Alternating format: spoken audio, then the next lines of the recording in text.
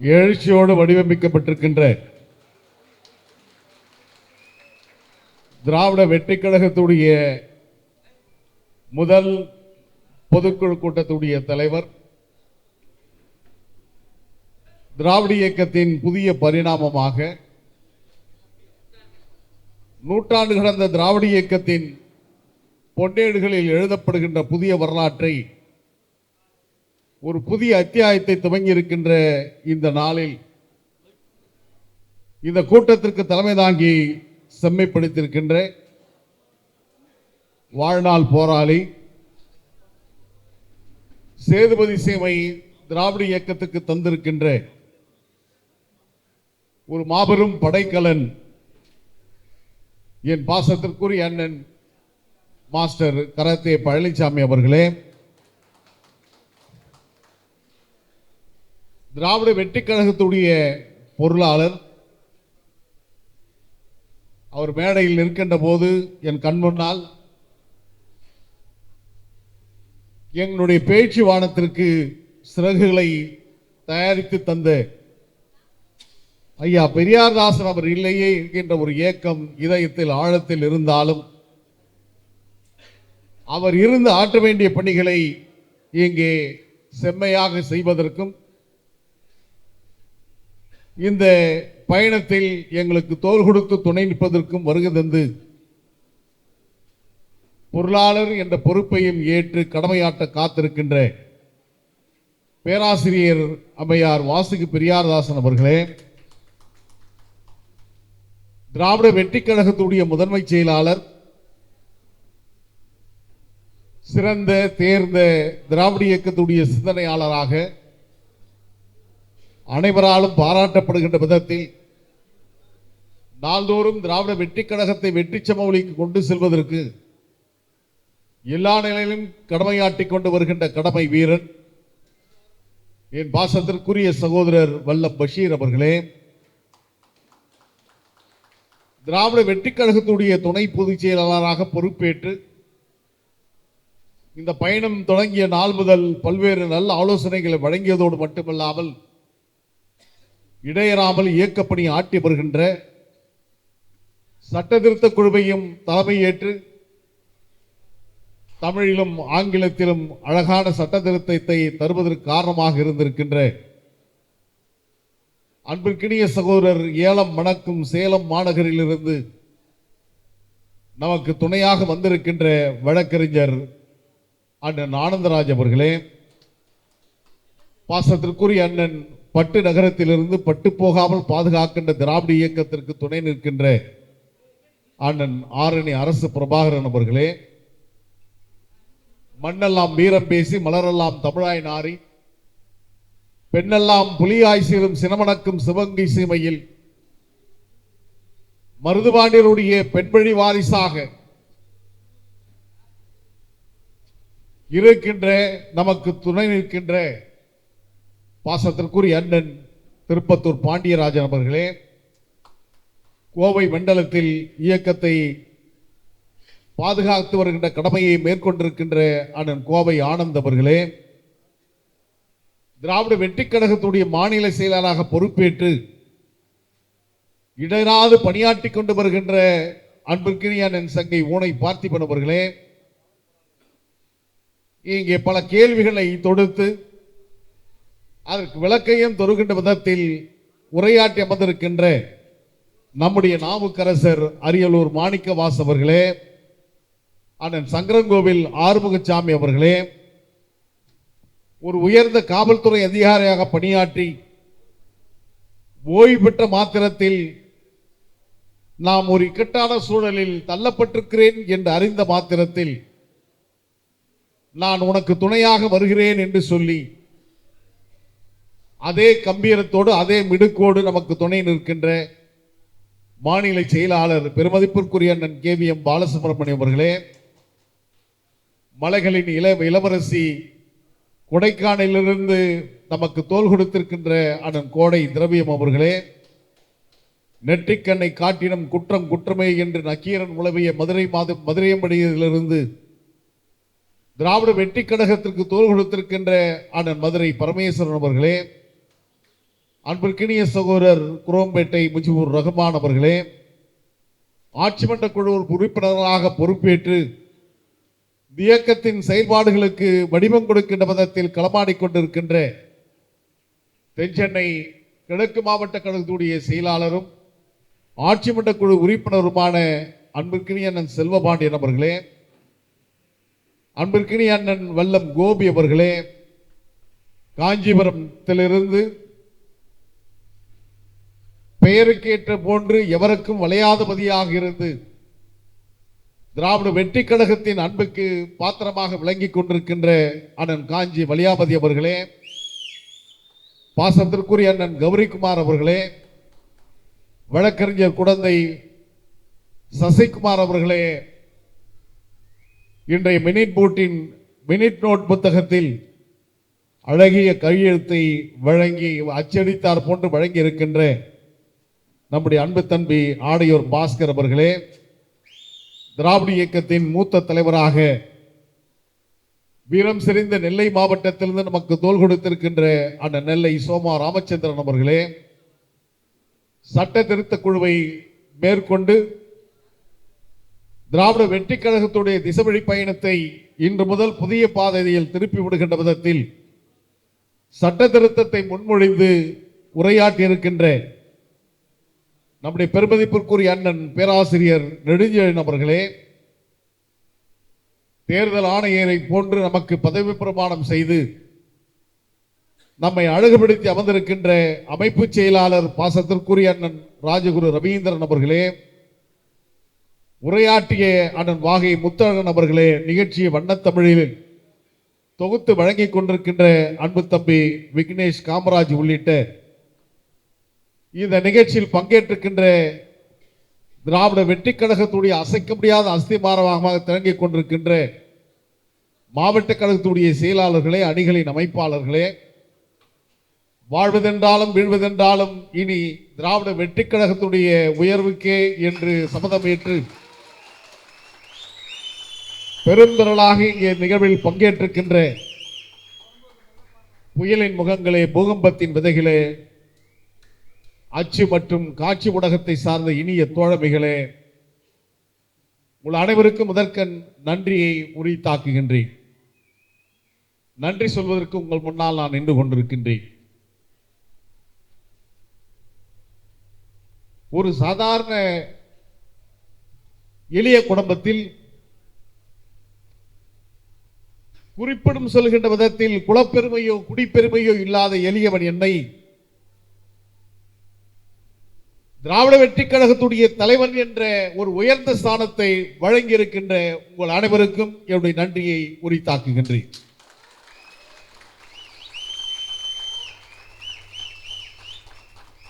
இதைவிட என் வாழ்வில் பெரிய பேறுகள் இருக்க முடியாது.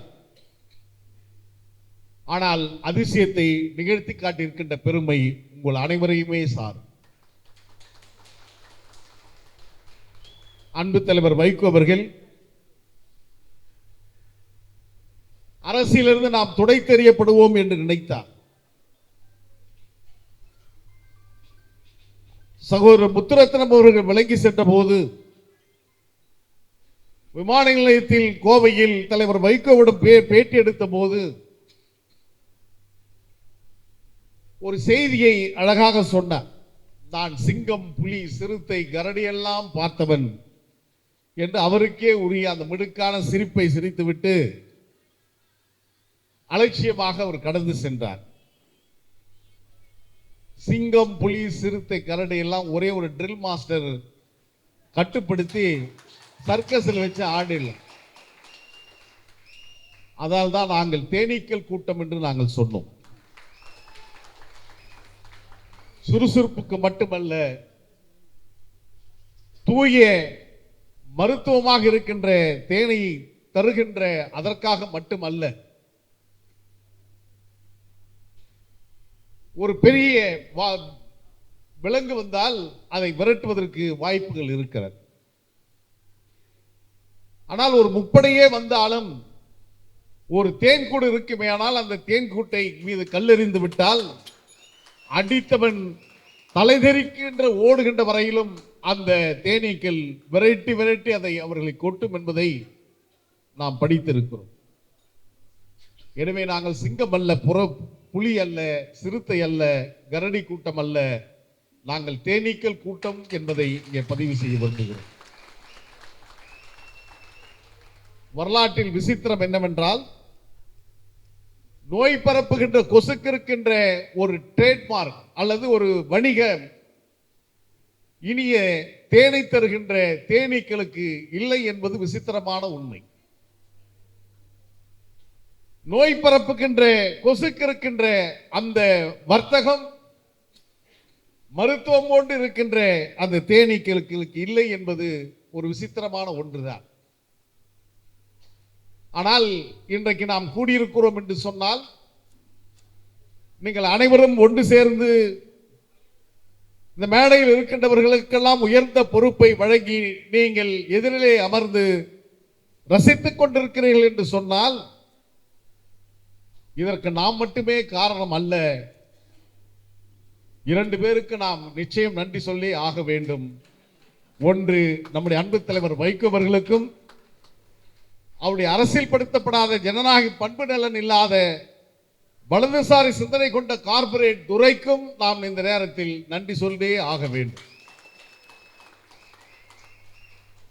அந்த இருவரும் இல்லை என்று சொன்னால் திராவிட வெற்றி கழகம் இல்லை. திராவிட வெற்றி கழகத்துடைய தலைவர், பொதுச் செயலாளர், பொருளாளர், முதன்மை செயலாளர், துணை பொதுச் செயலாளர், மாநில செயலாளர், ஆட்சி மன்ற குழு உறுப்பினர்கள், மாவட்ட செயலாளர்கள், அணிகளின் செயலாளர்கள் என்று இந்த படைவரிசை நிச்சயம் உருவாகி இருக்காது. எனவே அவர்கள் நம்மை வார்ப்பித்திருக்கிறார்கள். அவருக்கு நாம் நன்றி செலுத்த கடமைப்பட்டிருக்கின்றோம். திராவிட வெற்றி கழகம் எதை நோக்கி நகரப்போகிறது? பொதுக்குழு என்று சொன்னால், விக்னேஷ் வரலாற்றை எடுத்து சொன்னார். ஒரு பொதுக்குழு என்றால் எப்படியெல்லாம் நடந்திருக்கும் என்று கருதுகின்ற போது, இந்த பொதுக்குழு நாம் யார் என்பதை நாட்டுக்கு உணர்த்துவதற்காக கூட்டப்பட்டிருக்கின்ற கூட்டம் நம்முடைய பொதுக்குழு. ஆனால் கடந்த காலத்தில் ஒரு பொதுக்குழு கூட்டப்பட்டது. அந்த பொதுக்குழு கூட்டப்பட்டதுடைய நோக்கம், அண்ணா உருவாக்கிய திராவிட முன்னேற்ற கழகம் எங்களுக்கு சொந்தம் என்று உரிமை கொண்டாடி திருச்சியில் பொதுக்குழு கூட்டியது. முத்தமிழ் டாக்டர் கலைஞர் அவர்கள் தலைவராக இருக்கின்ற கோலோச்சுகின்ற அண்ணா அறிவாலயம் எங்களுக்கு சொந்தம் என்று திருச்சியில் பொதுக்குழு கூட்டியது. கருப்பு சிவப்பு வண்ணம் எங்களுக்கு என்று பொதுக்குழு கூட்டியது. உதயசூரியன் சின்னம் எங்களுக்கு என்று பொதுக்குழு கூட்டியது. ஆனால் உங்களிலிருந்து நாங்கள் மாறுபட்டவர்கள் என்பதை எடுத்து காட்டுவதற்காகத்தான் என் மீது நீங்கள் ஒரு அபாண்டமான பழியை சுமத்திய போது, அறவழியில் அண்ணா காட்டிய அந்த பாதையில் உண்ணாநிலை அறப்போராட்டத்தை மேற்கொள்ள வேண்டும் என்று நாங்கள் விரும்பிய போது, இதே எழும்பூரில் ராஜரத்னம் ஸ்டேடியத்திற்கு அருகாமையில் எங்களுக்கு காவல்துறை இடம் வழங்கியது. அங்கிருந்து 100 அடி தூரத்தில் தான் நாம் அங்க வைத்த மறுமலை திமுகவுடைய தலைமை கழகம் தாயகம் இருக்கிறது. ஆனால் நாம் அங்கே உண்ணாநிலை அறப்போராட்டத்தை மேற்கொண்டால் ஒரு பதட்டம் உருவாகும் என்று நானே அந்த இடத்தை மறுதலித்து, இந்த இடத்திற்கு பதிலாக எங்களுக்கு வள்ளுவர் கோட்டத்தை தாருங்கள் என்று கேட்டேன். இறுதியாக சிவானந்த சாலையை கொடுத்தார்கள். நாம் உண்ணாநிலை அறப்போராட்டத்தை வெற்றிகரமாக நடத்தி காட்டினோம் என்று சொன்னால், எச்சரிக்கையோடு நம்முடைய பாதத்தை அடியெடுத்து வைத்தோம். இன்று நாம் எழும்பூரில் அதே தாயகத்திலிருந்து 500 மீட்டருக்கு அருகாமையில் நம்முடைய பொதுக்குழுவை கூட்டியிருக்கிறோம் என்று சொன்னால், அப்பொழுது நாங்கள் மதிமுக என்ற கட்சியிலிருந்து நீதி கேட்டோம். எனவே அது விரும்பத்தகாத நிகழ்வுகளுக்கு வழிவகுத்துவிடும் என்பதற்காக நாங்கள் அதை ஏற்கவில்லை. ஆனால் தலைநகர் சென்னையில் இதயம் போன்று இருக்கின்ற எழும்பூரில் என் இனிய நண்பன் முராத் புகாரி அவருடைய குடும்பத்திற்கு சொந்தமான சிராஜ் மஹாலை நாங்கள் நடத்துகிறோம் என்று சொன்னால், இது திராவிட வெற்றி கழகத்துடைய பொதுக்குழு என்கின்ற அந்த உணர்வோடுதான் நாங்கள் இந்த இடத்தை தேர்வு செய்து இந்த பொதுக்குழு கூட்டத்தை நடத்தியிருக்கிறோம். திட்டமிட்டபடி வருகிறோம். 1:30 மணிக்கெல்லாம் இந்த பொதுக்குழு முடித்து மதிய உணவு வழங்கி பிற்பகலில் இன்றைக்கு புனித ரமலான் மாத நோன்பு துறக்கின்ற விழாவையும் நாம் கூட்டி இருக்கிறோம். அதையும் நாம் நடத்திட வேண்டும் என்று விரும்பினோம். ஆனால் காலம் நெடிந்து கரைந்து விட்டது. பலரும் பேச வேண்டும் என்ற விருப்பம் இருந்தது.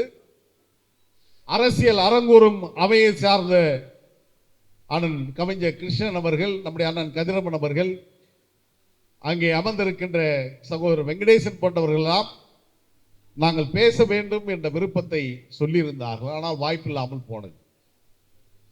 அதே போன்று கருத்தியல் கருஞ்சட்டை கருத்தியல் பாசறையின் தலைவராக பொறுப்பேற்றிருக்கின்ற அண்ணன் மிசா சாக்ரட்டிஸ் அவர்கள் நாங்கள் மேடையில் நிற்க அவர் பார்வையாளர் மாடத்தில் அமர்ந்து எங்களுடைய உரை கேட்கிறார் என்று சொன்னால் திராவிட இயக்கம் வார்ப்பிக்கப்பட வேண்டும் என்ற கரிசனம் அவருடைய மத்தியில் இருக்கிறது. எனவே மூத்த பெருமக்கள் நீங்கள் இருக்கின்றீர்கள். தலைவர் வைகோ அவர்கள் நியூஸ் ஸ்கொயர் தொலைக்காட்சியில் ஊடகத்தில் என் மீது அந்த அபாண்டமான பழியை சுமத்தி அந்த வேளையில் நான் உண்மையிலேயே உடைந்து போனேன். அவருடன் நான் பேச முயற்சி செய்தேன். வழக்கமாக என்னுடைய அலைபேசியை அவர் எப்பொழுதுமே தவிர்த்ததில்லை. ஆனால் அன்று அவர் தவிர்த்தார். யாரையும் என்னுடைய அழைப்பை ஏற்கக்கூடாது என்று சொல்லியிருக்கிறார். ஒரு 4-5 நாட்கள் மௌனம் காப்போம் என்று நான் மௌனம் காட்டேன். தலைவர் வைகோ அவர்கள் தலைநகர் சென்னை விமான நிலையத்துக்கு வருகிறார். பத்திரிகையாளர் கேட்கின்ற கேள்விக்கு பதிலாக அவர் வேறு பதிலை அவர் சொல்லுகிறார். அதன் பின்பாக அரசியல்படுத்தப்படாத அவர் மகன் துரை பேட்டி அளிக்கிறார். என்னுடைய பொது வாழ்க்கையை பற்றி குறைந்தபட்ச புரிதல் கூட இல்லாமல் உண்மைக்கு மாறான செய்திகளை சொல்லி அவதூறு பிரச்சாரங்களை மேற்கொண்டார். துரைக்கு தெரியாத நான் யார் என்பது. கழகம் 1994 கருக்கொண்ட போது திருப்போரூர் சட்டமன்ற தேர்தலில் சென்னை மண்டலத்திலேயே 3 தொகுதிகள் தான் 10,000 வாக்குகளை கடந்தது என்று சொன்னால், ஒன்று நான் போட்டியிட்ட திருப்போரூர் சட்டமன்ற தொகுதி, அடுத்ததாக நம் தாம்பரம் அண்ணன் சோம் அவர்கள் போட்டியிட்ட தொகுதி, அடுத்ததாக நம்முடைய இனிய சகோதரர் வழக்கறிஞர் ஆவடி அந்திரிதாஸ் போட்டியிட்ட ஆவடி தொகுதி. அடுத்து உள்ளாட்சி மன்ற தேர்தல். கட்சி 94 உருவாக்கப்படுகிறது. 96 உள்ளாட்சி மன்ற தேர்தல். முதல் தேர்தலில் இப்ப இருக்கிறவங்களுக்கு தெரியாது, அப்படியெல்லாம் அந்த கட்சிக்கு சின்னம் இருந்ததாண்டு இப்ப இருக்கிற மகன் திமுக தோழர்களுக்கு தெரியாது. அப்ப கொடை சின்னம் தான் நமக்கு சின்னம். நான் சட்டமன்ற தேர்தலில் கொடை சின்னத்தில் போட்டியிட்டவன். அடுத்து உள்ளாட்சி மன்ற தேர்தலில் நேரடியாக மக்களால் தேர்ந்தெடுக்கப்படுகின்ற அந்த உள்ளாட்சி மன்ற தேர்தலில் மாமல்லபுரத்துடைய பேரூராட்சி மன்ற தலைவராக ஆளுங்கட்சி எதிர்கட்சியை வீழ்த்திவிட்டு வெற்றி பெற்றவன் என்பதை நீ படிக்கவில்லை என்பதுதான் கவலைக்குரிய ஒன்று. தமிழ்நாட்டில் இந்த சென்னை மண்டலத்தை பொறுத்தும் 2 தான் வெற்றி பெற்ற ஒன்று நான், மற்றொன்று கூடுவாஞ்சேரியில் அண்ணன் எம்.கே. தண்டபாணி அவர்கள். எல்லோரும் விலகி போனார்கள் பலரும். ஆனால் நான் அந்த தலைவனுக்காக உயிரையும் தருவதற்கு நான் சித்தமாக இருந்தேன். எனவேதான் ஒரு பேட்டியில கூட இப்ப பொருளாளர் இருக்கிறவர் ஈழ வாழேந்தி இது மாதிரி 3 முறை அவர் உயிரை பாதுகாத்தாருன்னு சொல்றாங்களே அப்படின்னும் போது அவர் சொல்றார், இது காப்பாத்தாமலே விட்டுட்டு போயிடலாம், நீ இருந்தா நிச்சயம் விட்டு ஓடி இருப்ப, அதை மாற்றமே இல்லை. முதல்ல தன்னை பாதுகாத்துன்னு ஓடுறாள், நீங்களால முடியாது. ஆனால் அந்த கடலில் என் உயிரை பணயம் வைத்த அந்த தலைவை நான் மீட்டு வந்தேன் என்பது வரலாறு. இதோ மலை மாவட்டமான நீலகிரியிலிருந்து நம்முடைய சகோதரி சுபத்ரா அண்ணாதுரை அவர்கள் அந்த மாவட்டத்தின் மாவட்ட செயலராக பொறுப்பேற்றிருக்கிறார். தம்பி செல்வராஜ் உடன் வந்திருக்கிறார். அந்த மலை மாவட்டத்தில் தேர்தல் பிரச்சாரத்தின் போது கோத்தகிரியில் கட்டுக்கடங்காத கூட்டம், அந்த தலைவனுடைய உயிருக்கு ஆபத்து ஏற்பட்டது. சில நிமிடங்களில் அந்த சூழலை சமாளித்து தலைவனை காப்பாற்றினேன் என்று சொன்னால், நம்முடைய அன்பு சகோதரர் வல்லம் பஷீர் அவருடைய திருமணத்திற்காக செல்ல வேண்டிய தலைவர் தன்னுடைய அன்பு மகள் கண்ணகி அமெரிக்காவிலிருந்து வந்திருக்கிறார் என்பதற்காக மாமல்லபுரத்தில் வந்து தங்கிய போது அந்த கடல் பயணம் ஏற்பட்ட போது அதற்கு பின்னால் ஏற்பட்ட அந்த சூழலில் அவருக்கு உடல்நலம் பாதிக்கப்படுகிறது. உடல்நலம் பாதிக்கப்பட்டு இன்னும் சில நிமிடங்களில் அவர் சொல்றாருல, இது காப்பாத்தாமலே இருந்திருக்கலாம் அப்படின்னு. இப்பவும் சொல்ற, நீயா இருந்தா நிச்சயம் விட்டுட்டு ஓடி இருப்ப, நாங்கள் ஓட மாட்டோம். அப்பொழுது கூட அந்த வாகனத்தில் அவரை ஏற்றி விட்டுட்டு அங்கே விவாதம் நடந்தது. மருத்துவர்கள் சொன்னார்கள், உயர் சிகிச்சை பிரிவில் கொண்டு போய் சேர்க்கணும், அரை மணி நேரத்தில் அவருக்கு சிகிச்சை அளிக்கணும், இல்லை என்று சொன்னால் நினைவுகள் இழந்து கோமா நிலைக்கு தள்ளப்பட்டு விடுவார் என்ற செய்தி சொன்ன போது அவர்கள் சொன்னது, வேறொரு மருத்துவமனை 1.5 மணி நேரம் ஆகும் நாங்கள் இருந்த இடத்திலிருந்து அந்த மருத்துவமனைக்கு வருவதற்கு. போக்குவரத்து கூடுதலாக இருந்தால் 2 மணி நேரம் ஆகும். ஆனால் நான் அடுத்த 15 நிமிடத்திற்குள்ளாக ஒரு மருத்துவமனைக்கு கொண்டு செல்ல வேண்டும் என்று அந்த மருத்துவனுடைய ரிஜிஸ்டார் பெருமதிப்பிற்குரிய திருப்பதி அவர்களை தொடர்பு கொண்டு, சூழல் கிரிட்டிக்கல், மோசமாக இருக்கிறது, உங்களுடைய ஒட்டுமொத்த மருத்துவமனையும் ஆயத்தப்படுத்தி வையுங்கள் என்று சொல்லிவிட்டு ஆம்புலன்ஸ் அனுப்ப சொல்றேன். ஆனால் ஆம்புலன்ஸ் வருவதற்குள்ளாக நாம் காத்திருக்க முடியாது என்பதற்காக தலைவன் நினைவிழந்து கொஞ்சம் கொஞ்சமாக அவருடைய நினைவுகள் தப்பிக்கொண்டிருக்கின்ற போது அவருடைய வாகனத்தில் அமர வைத்து நம்முடைய பொன்னாங்கன் தான் வாகனத்தில் ஓட்டுகிறார்.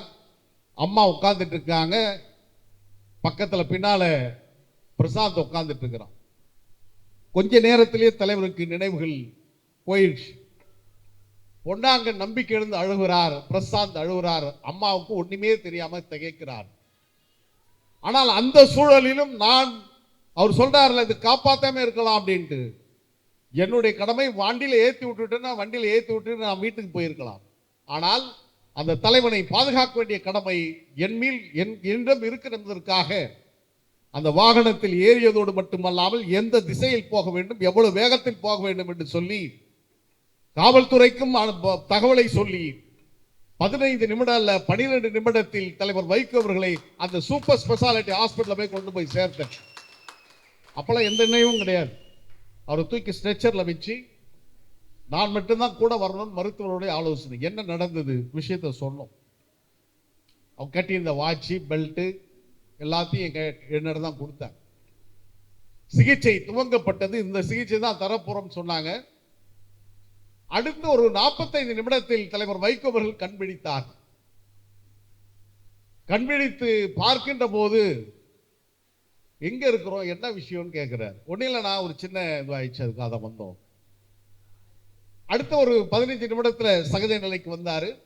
மருத்துவர் சொன்னாங்க, இந்த கிரிட்டிக்கலான பொசிஷன்ல மோசமான சூழல் வந்திருக்கின்ற போது, இந்த நிலைமை வருகின்ற போது ரத்த ஓட்டங்கள் அங்கங்கு தடைபட்டிருக்கும், அவர் நடக்கக்கூடாது, வேற எங்கேயும் போகக்கூடாது, 48 மணி நேரம் எங்களுடைய நேரடி கண்காணிப்புல தலைவர் வைகோ இருக்கணும் சொல்லும் போது, நான் யாரிடமும் அனுமதி கேட்கல, நானே அதை நடைமுறைப்படுத்துங்கன்னு சொல்லிட்டு சூப்பர் ஸ்பெஷாலிட்டி உள்ள அந்த ஐசி ரூமுக்கு அவர் எடுத்து போய் சேர்த்த ஆரம்பிச்சாச்சு. அப்போ டாக்டருக்கு பேசுறாங்க, இது மாதிரி 48 மணி நேரம் நீங்க இங்க இருக்கணும் போது, அந்த தலைவன் அப்பொழுது உண்மையாகத்தான் இருந்தார். அப்போ சொன்னாரு, என் கண்மணி, என் தம்பி வல்லம் பஷீருடைய திருமணத்துக்கு நான் தஞ்சாவூர் போய் கல்யாணத்தை நடத்தி வச்சுட்டு நான் மீண்டும் வந்து இங்க மருத்துவமனையில் தங்குறேன் அப்படின்னாரு. அதெல்லாம் நாங்கள் மறக்கவே இல்லை. அதை நான் சொல்லி உலகத்துக்கு அதை நான் அறிவிக்கின்ற நிகழ்வுகளையும் நான் மேற்கொண்டோம். அப்போ 3 முறை அந்த தலைவனுடைய உயிரை பாதுகாத்த என் மீது அபாண்டமான ஒரு துரோக பழியை தன் மகனுக்காக தலைவர் வைகோ என் மீது சுமத்தினார். அவரு அரசியல் படுத்தப்படாத மகன், கார்பரேட் வலதுசாரி சிந்தனை கொண்ட துரை, அதுக்கு மேல அவர் ரொம்ப பேசினார். நம்ம தேனி கூட்டம் அல்ல, நம்ம சும்மா இருக்க முடியாது. விரட்டி விரட்டி தாக்கியதற்கு பின்னால் இப்போ ரொம்ப அமைதியா, ரொம்ப நல்லபடியா இருக்கிற மாதிரி காட்டுகிறார். ஆனால் இல்லை, நீங்க நல்லவர் இல்லை என்பது எல்லோருக்கும் தெரியும். திமுக கூட்டணியில் நீங்க இருக்கிறீங்க. இப்போ திமுகவால் தான் உங்களுடைய தந்தை 29 ஆண்டுகள் நாடாளுமன்ற உறுப்பினராக பணியாற்றியவர். ஓராண்டு 13 மாதங்கள் அதிமுகவால் நாடாளுமன்றத்திற்கு சென்றவர். ஆனால் 29 ஆண்டுகள், ஏறக்குறைய 4 முறை மேலவை, 12 ஆண்டுகள், 12 6 6 12 22 22 ஆண்டுகளுக்கு மேல 5 ஆண்டுகள் மக்களவையில் இருக்கிறார். இது யாரால் கிடைக்கப்பட்டது? திராவிட முன்னேற்ற கழகம் என்பதை நீங்கள் மறந்துவிடக் கூடாது. அந்த இயக்கம் பாதுகாக்கப்பட வேண்டும் என்ற உணர்வு உங்களிடம் இல்லை. எனவேதான் நீங்கள் சொல்லுகின்ற கருத்து அது அவருடைய தனிப்பட்ட கருத்து என்று தலைவர் வைகோ சொல்லுகின்ற நிலைமைக்கு அந்த இயக்கம் தள்ளப்பட்டிருக்கிறது. அப்படின்னா என்ன? நீங்க ஒரு முடிவெடுக்கிறீங்க, தலைவர் ஒரு பக்கம் முடிவெடுக்கிறாரா என்ற கேள்வி இயல்பாகவே எழுகிறது. தமிழக வெற்றி கழகத்திற்கு 15% வாக்குகள் இருக்கிறது. அது எந்த அறிவியல் பூர்வமாக நீங்கள் நிரூபித்தீர்கள் என்ற கேள்வி எழுகிறது. அடுத்ததாக பெரியார் அண்ணா காமராஜர் குறித்து அவர் இளம் தலைமுறைக்கு கொண்டு சேர்க்கிறார் என்ற ஒரு பேட்டியும் நீங்கள் தந்திருக்கின்றீர்கள். முதல்ல பெரியார் அண்ணா காமராஜர் குறித்து துரைக்கு தெரியுமா என்ற கேள்வியை நான் கேட்க விரும்புகிறேன். அண்ணாவுடைய அரசியலை நீங்கள் படித்திருக்கிறீர்களா அல்லது பெரியார் சொன்ன அந்த லட்சியங்களை உள்வாங்கி இருக்கிறீர்களா? பெரியாரை நீங்கள் உள்வாங்கி இருப்பீர்களே, ஆனால் பெரியாரும் பெருமாளும் ஒன்று என்பதை நீங்கள் எப்படி சொல்லியிருக்க முடியும்? எனவே நாங்கள் கடந்து நீண்ட தூரம் வந்துவிட்டோம். 2ஆம் தேதி நீங்கள் ஜூலை மாதம் அறிவித்தீர்கள். ஆகஸ்ட் 2ஆம் தேதி தலைநகர் சென்னையில் உண்ணாநிலை அறப்போராட்டம். 19ஆம் தேதி அண்ணன் கௌரிக்குமார் அவர்கள் ஏற்பாடு செய்த மண்டல செய்வீரர் கூட்டம் பூந்தமல்லியில் நடத்தினோம். 15ஆம் தேதி அண்ணன் காஞ்சி வளையாபதி நடத்திய தமிழ்த்தாய் தலைவர் பேரறிஞர் அண்ணா அவருடைய 117வது பிறந்த நாள் விழாவில் நம்முடைய இலக்கை தீர்மானிக்கின்ற கொடியை தீர்மானித்தோம், பெயர் வைக்கப்படவில்லை. அதுக்கு அடுத்ததாக 22ஆம் தேதி நவநாகரிகத்துடைய தொட்டில் பிரதேசமாக இருக்கின்ற பிரான்ஸ் தேசத்துக்கு நான் பயணமானேன். உலகத்தமிழ் ஆராய்ச்சி மாநாட்டில் 2 நாள் சிறப்பு விருந்தினர்.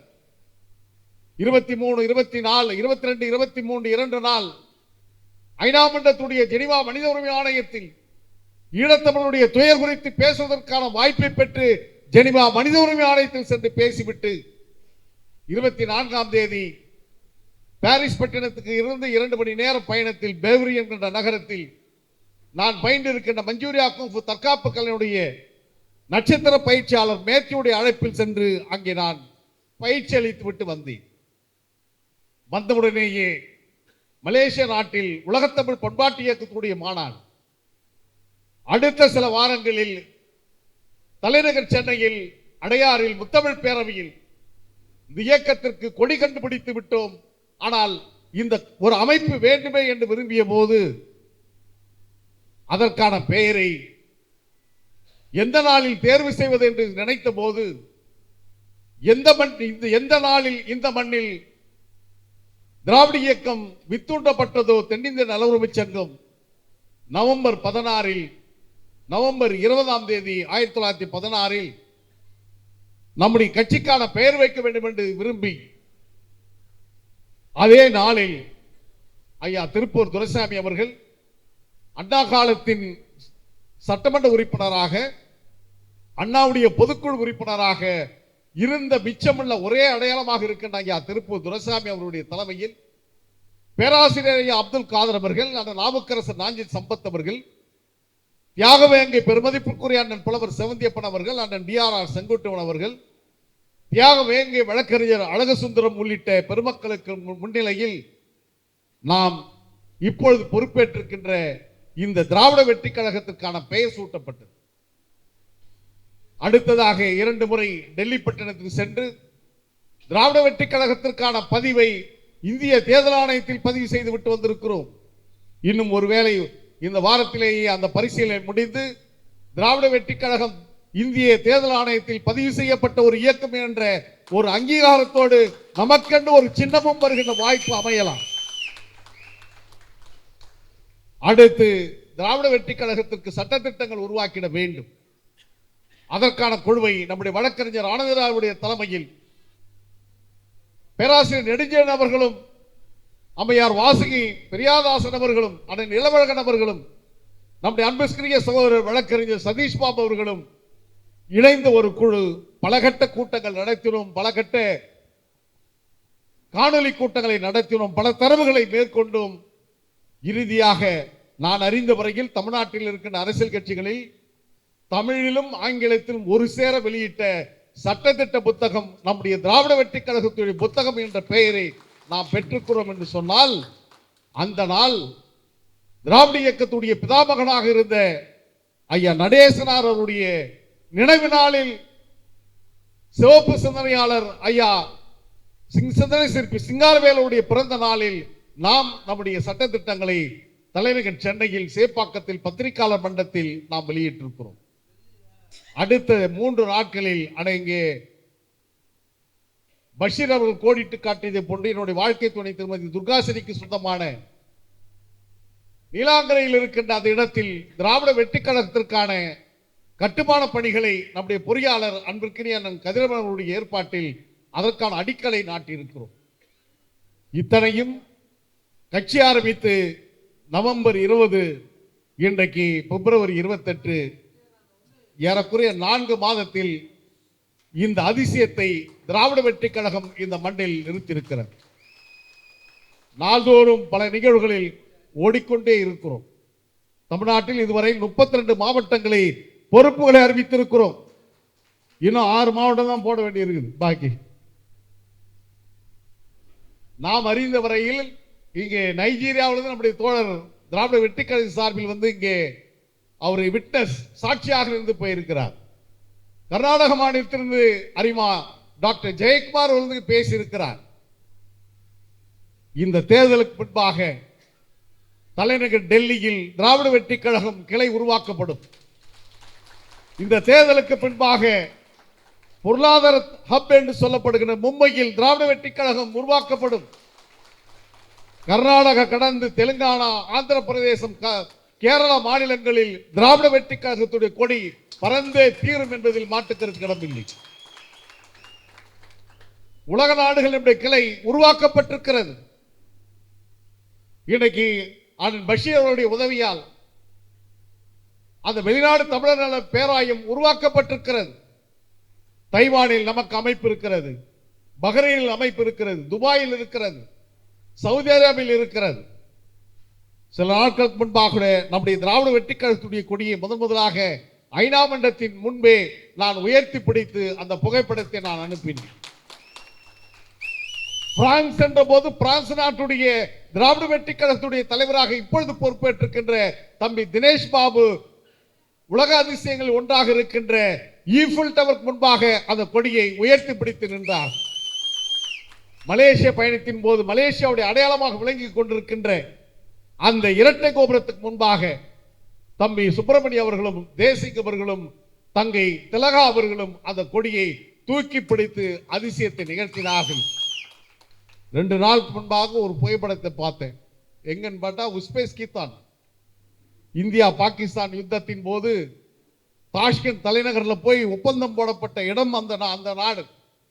அந்த நாடுக்கு படிக்க சென்ற நம்முடைய மாணவி தம்பி தாயகம் சரணுடைய மகள் ஹேமலதா, அவருடைய பிறந்த நாள். அவருக்கு நம்ம தான் பரிசளிக்கணும், ஆனால் ஹேமலதா நமக்கு பரிசளித்தார். அதுதான் அந்த யூனிவர்சிட்டிக்கு முன்பாக, பல்கலைக்கழகத்தின் முன்பாக திராவிட வெற்றி கழகத்துடைய கொடியை பிடித்து நின்று புகைப்படம் அனுப்புகிறார் என்று சொன்னால், திராவிட வெற்றி கழகம் தமிழ்நாட்டில் மட்டுமல்ல, இந்தியா மட்டுமல்ல, உலக நாடுகளில் இன்னும் ஒரு சில ஆண்டுகளில் ஒரு மிகப்பெரிய சக்தியாக இயக்கம் வளரும்.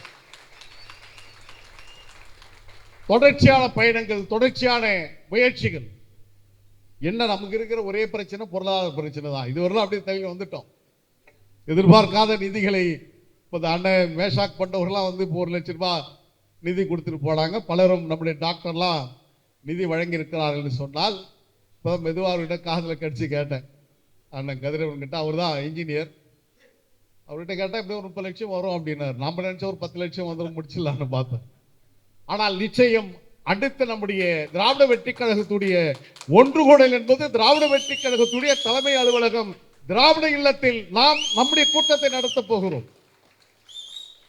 அதிசயங்கள் அரங்கேறிக் கொண்டிருக்கின்ற வேளையில் தமிழ்நாடு தேர்தலை சந்திக்க இருக்கிற 2026ஆம் ஆண்டுக்கான தேர்தல். நம்ம திமுக யாருக்கிட்டையும் பேசல. ஆனால் ஒரு சில கட்சிகள் என்பது நமக்கு அழைப்பு வந்தது, மறுப்பதற்கு இல்லை. கூட்டணி பேச்சுவார்த்தை வரீங்களா, தனிமையில் வந்து பேசுறாங்க. பலரும் நம்ம நண்பர் மூலமாக கேட்டாங்க, மறுக்கவில்லை. ஆனால் எங்களுடைய இலக்கு ஒன்றுதான், அமைதி பூங்காவாக இருக்கின்ற இந்த தமிழ்நாட்டில் மத மோதலும் சனாதன சிந்தனைகளும் ஓங்கிவிடக் கூடாது என்பதற்காக தீர்க்கமாக முடிவெடுத்தோம்.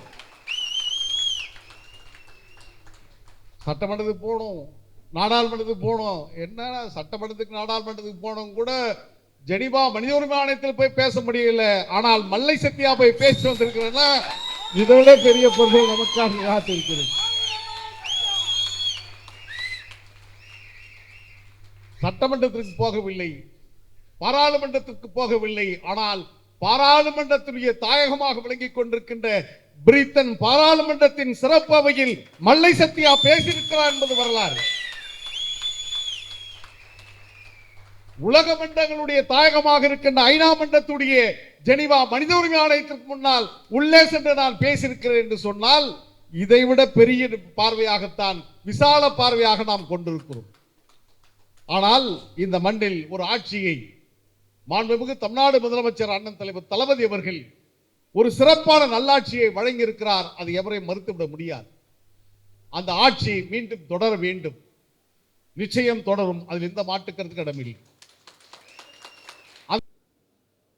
மானமும் அறிவும் மனிதனுக்கு அழகு என்றார் பெரியார். மானமுள்ள நாம் அறிவுள்ள மனிதனாக இங்கே கூடியிருக்கின்றோம். இந்த கூட்டத்தின் வாயிலாக திராவிட வெற்றி கழகத்தின் தலைவராக இன்று அறிவிக்கப்பட்டிருக்கின்ற எனது ஆருயிர் சகோதரர் உயிர்கொடுப்பான் தோழன் என்ற இலக்கணத்திற்கு உயிர் கொடுக்கின்ற என் அன்பு தோழமை மல்லை சத்யா அவர்களே, பொருளாளர் தேர்வு பெற்றுள்ள அன்பிற்குரிய பெரியார்தாசன் வாசுகி அவர்களே, முதன்மை செயலாளர் அன்பிற்குரிய வல்லம் பசீர் அவர்களே, மற்றும் துணை பொதுச் செயலாளர்கள், செயலாளர்கள் மற்றும் மாவட்ட கழக ஒன்றிய கழக செயலாளர்களே, அனைவருக்கும் வணக்கம். திராவிட வெற்றி கழகத்தினுடைய முதல் பொதுக்குழு சிராஜ் மஹாலில் நடக்கின்றது. அன்பு தோழமைகளே, ஒன்றை தெரிந்து கொள்ளுங்கள். மல்லை சத்யா அவர்களை உயிராக நேசித்தவர், சிறு வயதிலிருந்து நேசித்தவர். அவருடைய குடும்பத்தில் எது நடந்தாலும் அதில் முதன்மைப்படுத்தக்கூடிய முராத் புகாரி அவருடைய சிராஜ் மஹால் இது. இந்த சிராஜ் மஹாலில் பல கூட்டங்கள் மறுமலர்ச்சி திராவிட முன்னேற்ற கழகம் நடத்தி இருக்கின்றது. அதற்கு காரணம் யார்? மல்லை சத்யா அவர்கள். மல்லை சத்யா அவர்களுடைய உயிர் நண்பர் முராத் புகாரி சத்யா அவர்களுடைய எண்ணத்தை வெளிப்படுத்துகின்ற ஒரு உண்மையான தோழர். அவர் பலமுறை என்னிடம் பல செய்திகளை சொல்லியுள்ளார். காரணம், நாம் நினைத்த தலைவர் வேறு, நீங்கள் புரிந்து கொள்ள வேண்டும் என்று அன்றைக்கு முராத் புகாரி அவர்கள் என்னிடம் இதே அவருடைய லாட்ஜில் வச்சு பல செய்திகளை சொல்லியிருக்கார். சாஞ்சி பயணம் நானும் செல்வதற்காகத்தான் தயாராகி வந்தேன். நானும் வந்தேன். இதே அரங்கத்தில் நான் வல்லம் பசீர் அவர்கள் சொன்னதை போல் அன்றைக்கு தலைவர் வைகோ அவர்கள் சொன்னார், எனக்கு கிடைத்த சேனாதிபதி, எனக்கு முராத் புகாரி யார் என்று தெரியாது, ஆனால் முராத் புகாரி ஹோட்டல் தெரியும். புகாரி ஹோட்டல் தான் முதலில் தமிழகத்திலேயே உணவகத்தில் சிறந்த உணவகம். சிக்கன் 65 என்ற ஒரு 65ஐ கண்டுபிடித்த உணவு தயாரிக்கின்ற நிறுவனம். என்றெல்லாம் சொல்லி அதற்கான உரிமையாளர் முராத் புகாரி அவர்களை நமது சேனாதிபதி சத்யா அவர்கள் அறிமுகப்படுத்தினார். அதற்கு நான் கடமைப்பட்டுள்ளேன். ஏனென்றால் நான் கேட்டும் 22 பேருந்துகளை கொடுக்காத இங்கே உள்ள பேருந்துகளை கொடுக்காத உரிமையாளர்கள் நமது முராத் புகாரி அவர்கள் தனியா ஒரு செக்கே கொடுத்துட்டாரு. எப்படி தெரியுமா? Blank cheque. 22 பஸ்ஸுக்கு என்ன சேதமானாலும் நான் பொறுப்பேற்றுக் கொள்கிறேன் என்று அன்றைக்கு முராத் புகாரி அவர்கள் செக் கொடுத்தார் என்றால் யாரை நம்பி? மல்லை சத்யா அவர்களை நம்பி கொடுத்தார். அதை அவரே சொன்னார். யாரு? நம்ம தலைவர் வைகோ சொன்னார். இதே மகன்ல இதே இடத்துல இருந்து சொன்னார். நாங்களும் சாஞ்சி பயணம் போனோம். போன பின்னால் அங்கே என்ன நடந்தது? 2 நாள் பயணித்து போனோம். 2 நாள் பயணித்து போய் அங்கே மத்திய பிரதேச எல்லையில் இருந்து உள்ளே நுழைந்தவுடனே அங்கே ராணுவம் தடுத்து நிறுத்திவிட்டது.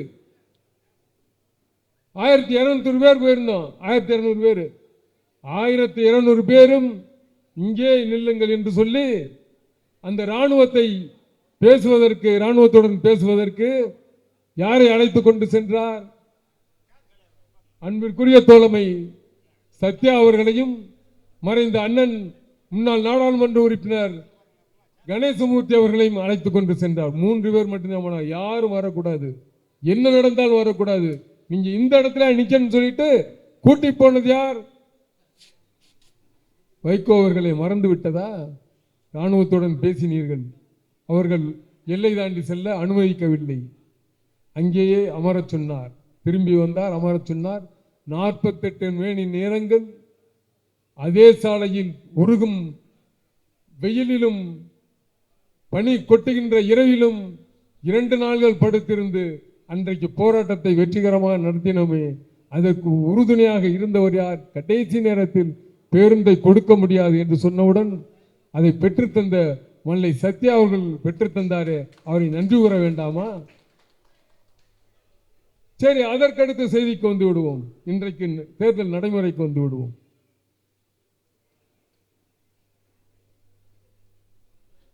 தாயகத்தில் ஒரு நிகழ்வு, நிர்வாக குழு கூட்டம். அதில் இன்றைய அவைத் தலைவர் ஆடிட்டர் அர்ஜுன்ராஜ் பேசுகின்றார். என்ன பேசினார் தெரியுமா? 2021 தேர்தலில் அறிவாலயத்தில் ஒப்பந்தம் போடும் பொழுது, வெளியில் வந்து பேட்டி கொடுக்கும் பொழுது, மல்லை சத்யா எப்படி உதயசூரியன் சின்னத்தில் போட்டியிட வேண்டும் என்று சொல்ல முடியும்? அதை நீங்கள் ஏன் சொன்னீர்கள் என்று 5 வருடத்திற்கு முன்னால் நடந்த செய்தியை இப்பொழுது பேசுகின்றார். பேசியவுடன் அதை தடுத்திருக்க வேண்டும். ஆனால் அவர் குற்றம் சாட்டி பேசியவுடன் அவர் பேசிட்டாரு, பேசி முடிச்சிட்டாரு. வைகோ அவர்கள் அதை நிப்பாட்டுங்க அப்படின்றார். ஆனால் ஏதோ ஒரு உள்நோக்கம், ஏற்கனவே இதை நீங்கள் பேச வேண்டும் என்று சொன்னதனால் தானே அர்ஜுன்ராஜ் அவர்கள் பேசினார். தமிழக முதல்வர் அவர்களே, இதை நீங்கள் புரிந்து கொள்ள வேண்டும். திராவிட முன்னேற்ற கழகத்தினுடைய சின்னத்தில் நீங்கள் ஏன் போட்டியிட வேண்டும் என்று நீங்கள் சொன்னீர்களே, சத்யா அவர்களை இதற்கு பதில் சொல்ல வேண்டும், இதே மேடையில் சொல்ல வேண்டும் என்று அர்ஜுன்ராஜ் சொன்னார். அப்படி என்றால் அதற்கு என்ன அர்த்தம்? திராவிட முன்னேற்ற கழகத்தை ஆதரிக்க கூடாது என்ற அர்த்தமா? அல்லது திராவிட முன்னேற்ற கழகம் சொன்ன செய்தியை நீங்கள் ஊடகத்தில் சொன்னீர்கள் என்று குற்றச்சாட்டினாரா? அல்லது திராவிட முன்னேற்ற கழகத்திற்காக நீங்கள் வேலை பார்க்கின்றீர்கள் என்று சொன்னாரா? உண்மையிலே மறுமலர்ச்சி திராவிட முன்னேற்ற கழகம் நன்றாக இருக்க வேண்டும், வளர வேண்டும் என்று அல்லும் பகலும் உழைத்தவர் மல்லை சத்யா. இதுதான் உண்மை. அவர் என்னைக்காச்சும் ஒரு நாள் ஓய்வு எடுத்திருக்காரா? ஏதாவது ஒரு நாள் தினந்தோறும் ஒரு குறைந்தது 4-5 நிகழ்ச்சிகளாவது இருக்கும். எங்கிருந்து? இங்கிருந்து சென்னையிலிருந்து கன்னியாகுமரி வரை இருக்கும். அனைத்திற்கும் செல்வார். அனைத்துக்கும் சென்று வந்துவிட்டு கழகத்தோடைய சுக துக்கங்களில் கலந்து கொண்டு இன்றைக்கு அனைவரையும் அரவணைக்கின்ற ஒரு எண்ணத்தால் தான் இவ்வளவு பேர் நீங்க கூட்டியிருக்கிறீங்க. அப்பேற்பட்டவர் மீது இந்த குற்றச்சாட்டை சொல்லலாமா? எவ்வளவு பெரிய குற்றச்சாட்டு! குற்றச்சாட்டு சொன்னீர்களே, அது நமது கூட்டணியை பாதிக்கும் என்று நீங்கள் நினைத்தீர்களா? அப்படி என்றால் வேறு கூட்டணிக்கு செல்ல வேண்டும் என்று நீங்கள் ஏற்கனவே ஒரு முடிவெடுத்து விட்டு இப்பொழுது சகோதரர் மல்லை சத்யா திராவிட வெற்றி கழகம் ஆரம்பித்து விட்டார், இது திராவிட முன்னேற்ற கழகத்தினுடைய கூட்டணியுடன் இணைந்துவிடும் என்ற ஒரே காரணத்திற்காக எதிரிக்கு 2 கண், நமக்கு 1 கண் போனாலும் பரவாயில்லை, எதிரிக்கு 2 கண்கள் போக வேண்டும் என்று திட்டத்தில் தானே நீங்கள் இதை செய்திருக்கின்றீர்கள். குற்றச்சாட்டு அதுதானே. அந்த குற்றச்சாட்டிற்கு பதில் என்ன? முதல்வர் அவர்களே, நீங்கள் தான் பதில் சொல்ல வேண்டும். காரணம், உங்களுடைய பதில் என்ன? தலைவர் சத்யா அவர்கள் கண்டிப்பாக சட்டமன்றத்தினுடைய அவருடைய குரல் ஒலிக்க வேண்டும். காரணம், அண்ணன் தலைவர் வைகோ அவர்களே, உங்களை உலகத்திற்கு அறிமுகப்படுத்தியவர், உலக தமிழர்களிடையே அறிமுகப்படுத்தியவர் டாக்டர் கலைஞர் அவர்கள். நீங்கள் தேர்தல் அரசியலில் வெல்லவில்லை. முதலாக உங்களை நாடாளுமன்றத்திற்கு 1978 அனுப்பி வைத்தார். உங்களுடைய சிறந்த உரையினால், உங்களுடைய உண்மையிலே நீங்க உங்க நாடாளுமன்ற பேச்சுக்கள் மிக அருமையானவை. தமிழ்நாட்டிற்கான பல குரல்களை நீங்கள் கொடுத்திருக்கின்றீர்கள், இல்லை என்று சொல்லவில்லை. ஆனால் அதற்கான வாய்ப்பை கொடுத்தது யார்? தலைவர் வைகோ தான், கலைஞர் தானே, டாக்டர் கலைஞர் தானே. டாக்டர் கலைஞர் தொடர்ந்து 3 முறை நாடாளுமன்றத்தில் மேல் சபையில் உங்களை வைத்து அழகு பார்த்தார்.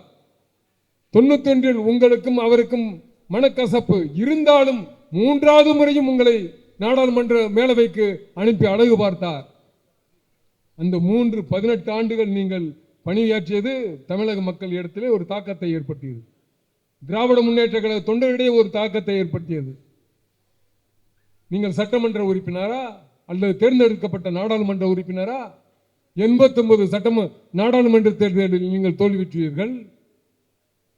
அதற்கு பின்னால் அண்ணா திராவிட முன்னேற்ற கழக கூட்டணியில் ஒரே ஒரு முறை எம்பி, 1 வருடம் மட்டுமே. 1999 மீண்டும் திராவிட முன்னேற்ற கழகத்துடன் கூட்டணி. அன்றைக்கும் நீங்கள் நாடாளுமன்ற உறுப்பினராக சென்றீர்கள். அன்றைக்கு திராவிட முன்னேற்ற கழகத்தால் தான் சென்றீர்கள். அதற்கு பின்பும் இப்பொழுது 2021 19 உங்களுக்கு நாடாளுமன்ற மேலவை உறுப்பினர் வாய்ப்பை தமிழக முதல்வர் ஸ்டாலின் அவர்கள் பெருந்தன்மையோடு வழங்கினாரே, அதை மறக்க முடியுமா? அதேபோல் நீங்கள் என்ன செய்திருக்க வேண்டும்? சத்யா அவர்கள் சுழன்று வருகின்றாரே, அவருக்கு ஒரு வாய்ப்பு கொடுத்திருந்தால் கண்டிப்பாக இன்றைக்கு சுற்றி கொண்டு திரிகின்றாரே உங்களுடைய புதல்வர், அவரை விட மிக சிறப்பாக செயல்பட்டு அனைத்து ஜாதி மதத்தினரையும் வித்தியாசம் பார்க்காமல் எல்லோரும் அரவணைத்து இந்த மறுமலர்ச்சி திராவிட முன்னேற்ற கழகத்திற்கு ஒரு மாபெரும் அங்கீகாரத்தை சத்யா அவர்கள் பெற்றுக் கொடுத்திருப்பாரு. அந்த வாய்ப்பை நீங்கள் ஏற்படுத்தி கொடுத்தீர்களா? கொடுக்கலையே. ஆனால் முதல்வர் அவர்களே, உங்களை கேட்டுக்கொள்கின்றோம், திராவிட முன்னேற்ற கழகம் என்ன நிலைப்பாடை எடுக்கின்றதோ அதற்கு உறுதுணையாக நிற்போம் என்று இன்றைக்கும் தீர்மானம் நிறைவேற்றி உங்களுக்காக குரல் கொடுக்கின்ற மல்லை சத்யா அவர்களை சட்டமன்றத்திற்கு அனுப்புங்கள். மறுமலர்ச்சி திராவிட முன்னேற்ற கழகம் அனுப்பவில்லை. ஆனா சொல்றாங்கய்யா, அவருக்கு பலமுறை வாய்ப்பு வழங்கிட்டாங்களாம். பலமுறை 96 நின்றாரு. அதிகமான ஓட்டு யார் வாங்கினா சொல்லுங்க?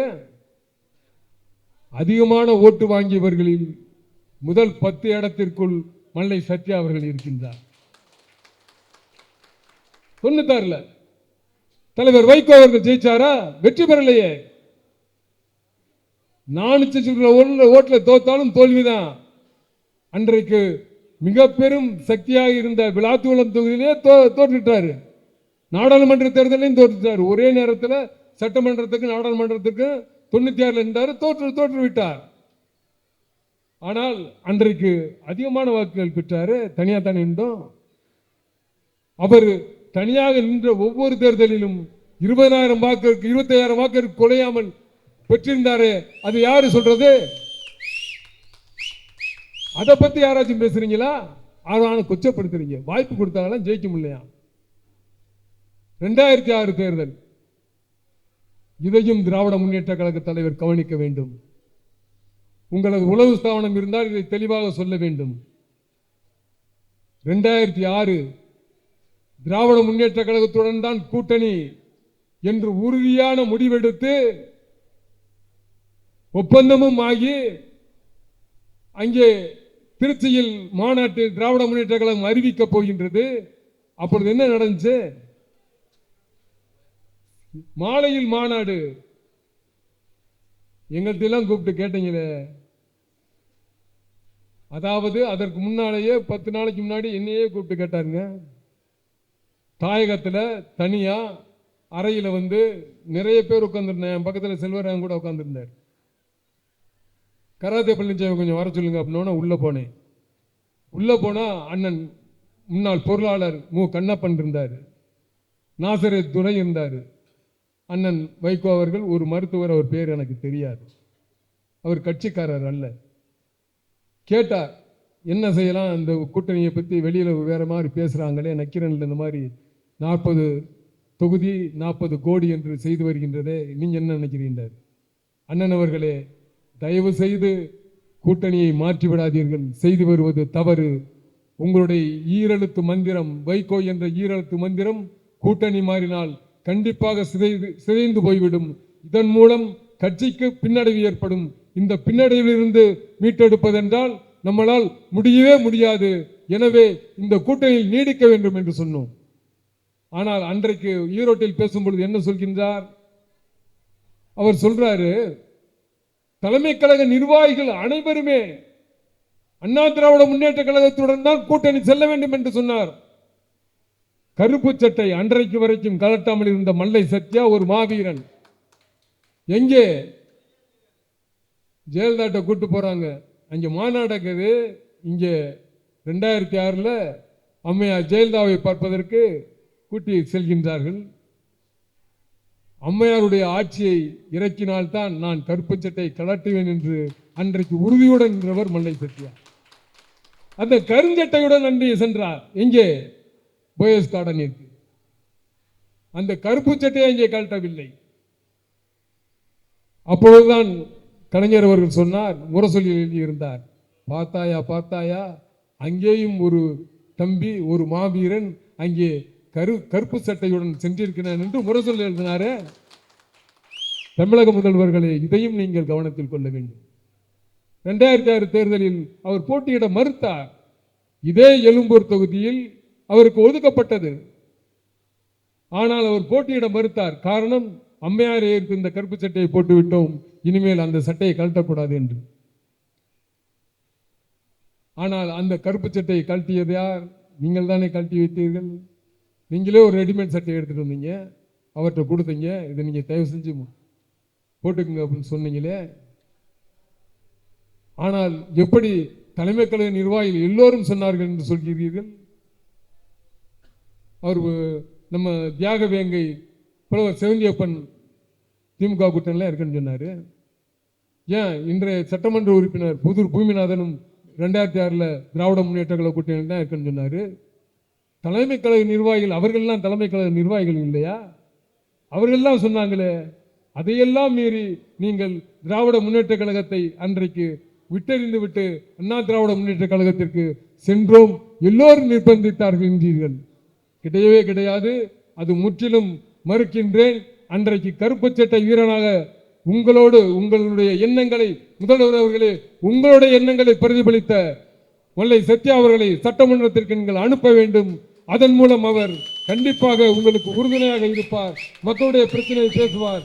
எங்கள் எல்லோருக்குடைய வேண்டுகோளும் அதுதான் என்று கூறி வாய்ப்பிற்கு நன்றி கூறி விடைபெறுகின்றேன். நன்றி, வணக்கம்.